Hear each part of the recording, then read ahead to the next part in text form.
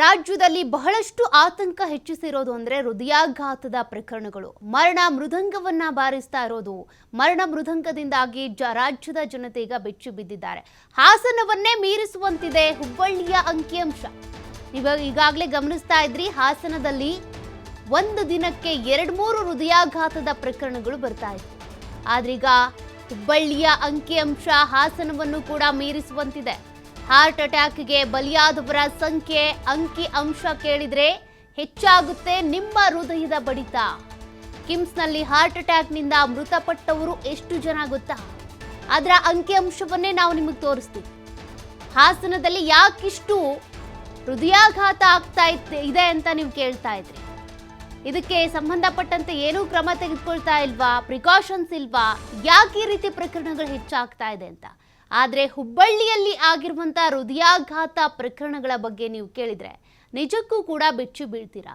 ಅದರ ಒಂದಷ್ಟು ಡೀಟೇಲ್ಸನ್ನೇ ನಾವು ನಿಮಗೆ ಕೊಡ್ತಾ ಹೋಗ್ತೀವಿ. ಇಲ್ಲಿವರೆಗೂ ಕೂಡ ಹಾಸನದಲ್ಲಿ ನೀವು ಗಮನಿಸ್ತಾ ಇದ್ರಿ, ಯುವಕ ಯುವತಿ ಮಧ್ಯ ವಯಸ್ಕರರು ಸೇರಿದಂತೆ ದಿನಕ್ಕೆ 1, 2, 3 ಜನ ಜಮೀನಿಗೆ ಹೋದಾಗ ಇರ್ಬೋದು, ಅಥವಾ ಕೆಲಸ ಮಾಡ್ತಾ ಇದ್ದ ಸಂದರ್ಭದಲ್ಲಿ ಇರ್ಬೋದು, ಇನ್ಯಾವುದೋ ಊರಲ್ಲಿರ್ತಾರೆ, ಆದರೂ ಕೂಡ ಅವರ ಮೂಲ ಹಾಸನದ್ದೇ. ಹಾಸನದಲ್ಲೇ ಯಾಕೆ ಈ ರೀತಿಯಾಗಿ ಹೃದಯಾಘಾತ ಪ್ರಕರಣಗಳು ಹೆಚ್ಚಾಗ್ತಿವೆ ಅಂತೇಳಿ ಪ್ರತಿಯೊಬ್ಬರು ಕೂಡ ಅದನ್ನೇ ಪ್ರಶ್ನೆ ಮಾಡ್ತಾ ಇರೋದು. ಅಧ್ಯಯನಗಳು ಕೂಡ ಈಗಾಗಲೇ ಶುರುವಾಗಿದ್ದಾವೆ, ಯಾತಕ್ಕೆ ಹಾಸನದಲ್ಲಿ ಈ ರೀತಿ ಮರಣ ಮೃದಂಗ ಅಂತ. ಮತ್ತೊಂದು ಕಡೆ ಹುಬ್ಬಳ್ಳಿ ಹಾವೇರಿಯಲ್ಲೂ ಕೂಡ ಇದೇ ರೀತಿಯಾಗಿ ಪ್ರಕರಣಗಳು ಹೆಚ್ಚಾಗಿವೆ. ರಾಜ್ಯದಲ್ಲಿ ಆತಂಕ ಹುಟ್ಟು ಹಾಕ್ತಾ ಇರುವಂಥ ದೊಡ್ಡ ಪ್ರಶ್ನೆ ಇದು, ಯಾಕೆ ಹೃದಯಾಘಾತ ಆಗ್ತಾ ಇರೋದು ಅಂತ. ಇಲ್ಲಿ ವಯಸ್ಸಿನ ಮಿತಿ ಇಲ್ಲ, ಅಥವಾ ಅವ್ರು ದಪ್ಪ ಇದ್ದಾರೆ ಸಣ್ಣ ಇದ್ದಾರೆ, ಅದ್ಯಾವುದೂ ಕೂಡ ಇಲ್ಲಿ ಮ್ಯಾಟರೇ ಅಲ್ಲ.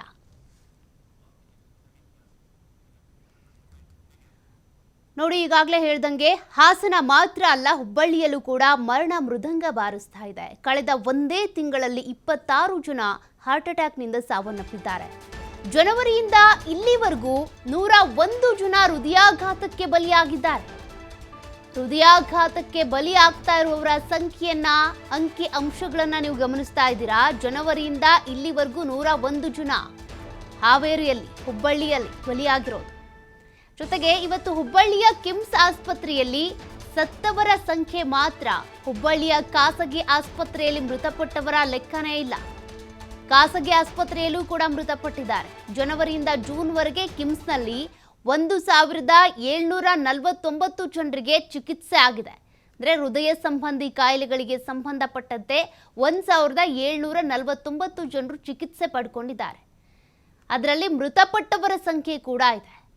ಹಾರ್ಟ್ ಅಟ್ಯಾಕ್, ಮರಣ ಮೃದಂಗ, ಇದ್ರ ಬಗ್ಗೆ ನಾವು ಇನ್ನಷ್ಟು ಡೀಟೇಲ್ಸ್ ನೋಡೋದಾದ್ರೆ, ಅಂಕಿ ಅಂಶಗಳನ್ನು ಗಮನಿಸೋದಾದ್ರೆ, ಜನವರಿಯಲ್ಲಿ 308 ಜನರಿಗೆ ಚಿಕಿತ್ಸೆಯನ್ನು ಕೊಡಲಾಗಿದೆ. ಅದರಲ್ಲಿ 11 ಜನರು ಸಾವನ್ನಪ್ಪಿದ್ದಾರೆ. 308 ಜನರಲ್ಲಿ 11 ಜನರು ನಿಧನರಾಗಿದ್ದಾರೆ, ಹೃದಯ ಸಂಬಂಧಿ ಕಾಯಿಲೆಯಿಂದ ಬಳಲ್ತಾ ಇದ್ದವರು. ಇನ್ನು ಫೆಬ್ರವರಿ ತಿಂಗಳಲ್ಲಿ 259 ಜನರಿಗೆ ಹೃದಯ ಸಂಬಂಧಿ ಕಾಯಿಲೆಗಳಿಗೆ ಸಂಬಂಧಪಟ್ಟಂತೆ ಚಿಕಿತ್ಸೆಯನ್ನು ಕೊಡಲಾಗಿತ್ತು. ಆದರೆ ಅದರಲ್ಲಿ 13 ಜನ ಸಾವನ್ನಪ್ಪಿದ್ದಾರೆ. ಅಂಕಿ ಅಂಶಗಳನ್ನು ನೀವು ಗಮನಿಸ್ತಾ ಇದ್ದೀರಾ. ಮಾರ್ಚ್ನಲ್ಲಿ 277 ಜನರಿಗೆ ಹೃದಯ ಸಂಬಂಧಿ ಕಾಯಿಲೆಗೆ ಸಂಬಂಧಪಟ್ಟಂತೆ ಚಿಕಿತ್ಸೆ ಕೊಡಲಾಗಿತ್ತು. ಅದರಲ್ಲಿ 19 ಜನ ಸಾವನ್ನಪ್ಪಿದ್ದಾರೆ.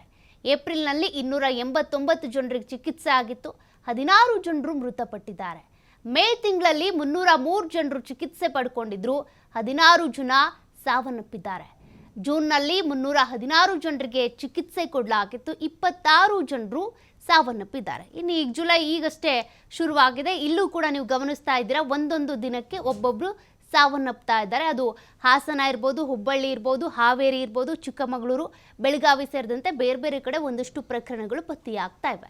ಹೀಗಾಗಿ ರಾಜ್ಯದಲ್ಲಿ ಬಹಳ ಆತಂಕವನ್ನು ಹುಟ್ಟು ಹಾಕಿರೋದು ಇದೆ ಈಗ. ಯಾತಕ್ಕಾಗಿ ಈ ರೀತಿಯಾಗಿ ಪದೇ ಪದೇ ಹೃದಯಾಘಾತದಿಂದ ಬಲಿಯಾಗ್ತಿದ್ದಾರೆ ಜನರು ಅಂತ. ಇದಕ್ಕೆ ಸಂಬಂಧಪಟ್ಟಂತೆ ನಮ್ಮ ಪ್ರತಿನಿಧಿ ಯಲ್ಲಪ್ಪ ಒಂದು ಚುಟ್ಚಾಟ್ ನಡೆಸಿದ್ದಾರೆ, ಮಾತನಾಡಿದ್ದಾರೆ. ಆಸ್ಪತ್ರೆಯಲ್ಲಿ ಈಗ ಯಾವ ರೀತಿ ಸಿಚುವೇಶನ್ ಇದೆ ಎಕ್ಸ್ಪ್ಲೈನ್ ಮಾಡಿದ್ದಾರೆ, ನೋಡೋಣ. ಹೃದಯಾಘಾತಕ್ಕೆ ಅದೆಷ್ಟೋ ಜನ ಇವತ್ತು ಬಲಿಯಾಗ್ತಿದ್ದಾರೆ. ಅದರಲ್ಲಿ ಇವತ್ತು ಹಳೆ ಮೈಸೂರು ಭಾಗದಲ್ಲಿ ಈ ಒಂದು ಹೃದಯ ಇವತ್ತು ನಿಂತು ಹೋಗ್ತಾ ಇದೆ. ಆದರೆ ಕಿತ್ತೂರು ಕರ್ನಾಟಕ ಭಾಗದಲ್ಲಿ ಒಂದು ಅಂಕಿ ಅಂಶನ ತೆಗೆದುಕೊಂಡಾಗ ಈ ಹಾಸನ ಮತ್ತು ಇಲ್ಲಿ ಅಂದರೆ ಹಳೆ ಮೈಸೂರು ಭಾಗವನ್ನು ಮೀರಿಸುವಂತಹ ಇಲ್ಲಿ ಅಂದರೆ ಮರಣ ಪ್ರಮಾಣ ದಾಖಲೆಗಳು ಇವತ್ತು ಅಂಕಿ ಅಂಶಗಳಿದೆ. ಈ ಸಂಪರ್ಕಕ್ಕೆ ನನ್ನ ಜೊತೆ ಮಾತಾಡಲಿಕ್ಕೆ ಹುಬ್ಬಳ್ಳಿಯ ಕಿಮ್ಸ್ ಅಧೀಕ್ಷಕರಾದ ಡಾಕ್ಟರ್ ಈಶ್ವರ್ ಅಶ್ಬೇದರನ್ ಅವರನ್ನು ಮಾತಾಡ್ತೀನಿ. ಸರ್, ಕಳೆದ ತಿಂಗಳು ಅಷ್ಟೇ ಇಲ್ಲಂದರೆ 26 ಜನ ಇಲ್ಲಂದರೆ ಹೃದಯಾಘಾತಕ್ಕೆ ಬಲಿಯಾಗಿದ್ದಾರೆ ಸರ್. ಜನವರಿಂದ ಇಲ್ಲಿವರೆಗೆ ಎಷ್ಟು ಜನ ಬಲಿಯಾಗಿದ್ದಾರೆ ಸರ್? ಇದು ಬರೀ ಹೃದಯಾಘಾತಕ್ಕೆ ಅಂತಲ್ಲ, ಹೃದಯ ಸಂಬಂಧಿ ಕಾಯಿಲೆಯಿಂದ ಬಲಿಯಾಗಿದ್ದಾರೆ. ಅಕ್ಯೂಟ್ ಕೊರೋನರಿ ಸಿಂಡ್ರೋಮ್ ಅಂದರೆ ಹೃದಯಾಘಾತ ಅಂತ ಏನು ಹೇಳ್ತೀವಲ್ಲ, ಅದರಲ್ಲಿ ಏನು ಜಾಸ್ತಿ ಏರಿಕೆ ಕಂಡಿಲ್ಲ. ಹೃದಯ ಸಂಬಂಧಿ ಕಾಯಿಲೆಯಿಂದ ಇದು ಜನವರಿಯಲ್ಲಿ 11, ಫೆಬ್ರವರಿಲಿ 13, ಮಾರ್ಚಲ್ಲಿ 19, ಏಪ್ರಿಲ್ 16, ಮೇ 16, ಜೂನಲ್ಲಿ 26 ಆಗಿದೆ. ಬಟ್ ಇವೆಲ್ಲವೂ ಹೃದಯಾಘಾತಕ್ಕೆ ಸಂಬಂಧಿಸಿದ್ದಲ್ಲ, ಹೃದಯ ಸಂಬಂಧಿ ಕಾಯಿಲೆಯಿಂದ. ಇದರಿಂದ ಜನರೇನು ಆತಂಕ ಪಡುವ ಕಾರಣ ಇಲ್ಲ.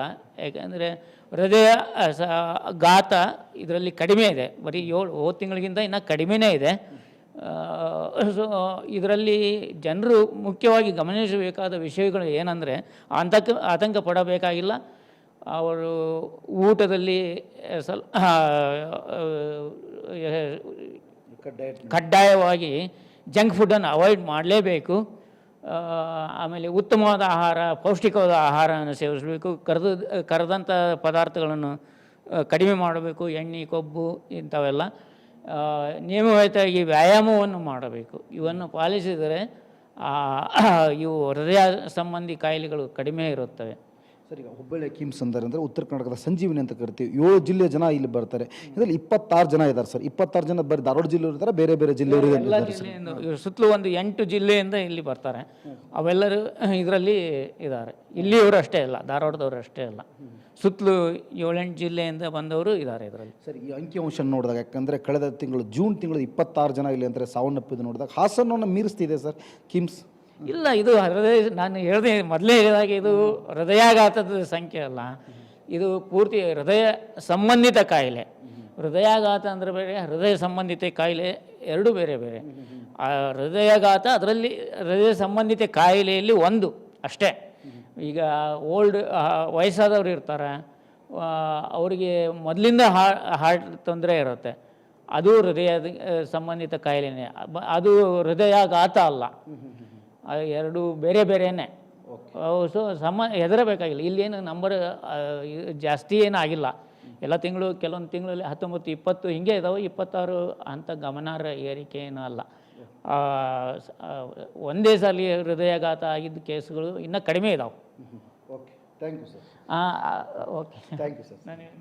ಈಗಾಗಲೇ ನಾವು ಅಂದರೆ ಜನವರಿ ತಿಂಗಳಲ್ಲಿ ನೋಡಿದಾಗ ಇಲ್ಲಂದರೆ 11 ಜನ ಸಾವನ್ನಪ್ಪಿದರೆ, ಕಳೆದ ತಿಂಗಳು ಇಲ್ಲಿ ಅಂತಂದರೆ ಜೂನ್ ತಿಂಗಳು ನೋಡಿದಾಗ ಇಲ್ಲಂದರೆ 26 ಜನ ಇಲ್ಲಿ ಅಂದರೆ ಹೃದಯ ಸಂಪರ್ಕಂಗೆ ಇಲ್ಲಿ ಕಾಯಿಲೆ ಮತ್ತು ಹೃದಯಾಘಾತಕ್ಕೆ ಸಾವನ್ನಪ್ಪಿದ್ದಾರೆ. ಇಲ್ಲಿ ಯಾರೂ ಸಹ ಇಲ್ಲಂದರೆ ಹೆದರು ಬೇಕಾಗಿಲ್ಲ. ನಿಮ್ಮ ಆಹಾರ ಪದ್ಧತಿಯನ್ನು ಬದಲಾವಣೆ ಮಾಡಿಕೊಂಡ್ರೆ ಇಲ್ಲಂದರೆ ಹೃದಯಾಘಾತದಿಂದ ತಪ್ಪಿಸಿಕೊಳ್ಳಬಹುದು ಅನ್ನೋದು ವೈದ್ಯರ ಮಾತು. ಕ್ಯಾಮ್ರಾ ಪರ್ಸನ್ ಜೊತೆ ಯಲ್ಲಪ್ಪ ಸೋಲರ್ಗೊಪ್ಪ, TV5 ಹುಬ್ಬಳ್ಳಿ.